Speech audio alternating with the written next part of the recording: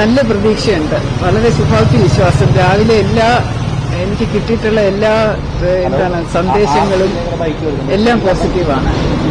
ലഭിക്കുന്ന സന്ദേശങ്ങളെല്ലാം പോസിറ്റീവാണെന്നും നല്ല പ്രതീക്ഷയുണ്ടെന്നും ജനം മാറ്റം ആഗ്രഹിക്കുന്നുവെന്നും വട്ടിയൂർക്കാവിലെ BJP സ്ഥാനാർത്ഥി R. ശ്രീലേഖ ഈ ഒരു കാര്യം തീർത്തു കഴിഞ്ഞ പിന്നെ ഇടയ്ക്കൂടെ മാറണ്ടല്ലോ.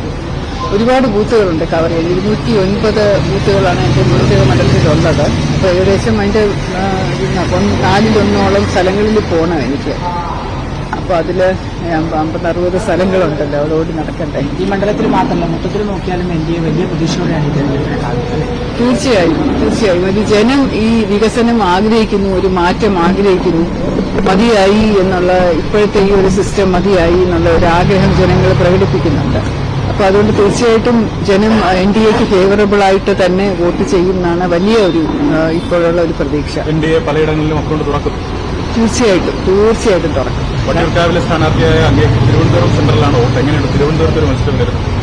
അതെ, അത് നന്നായിട്ട് പോകുന്നുണ്ട്. കാരണം എനിക്ക് മാത്രമല്ല, എന്റെ എല്ലാ ബന്ധുക്കൾക്കും കുറേ അധികം വോട്ട് തിരുവനന്തപുരത്തുണ്ട്.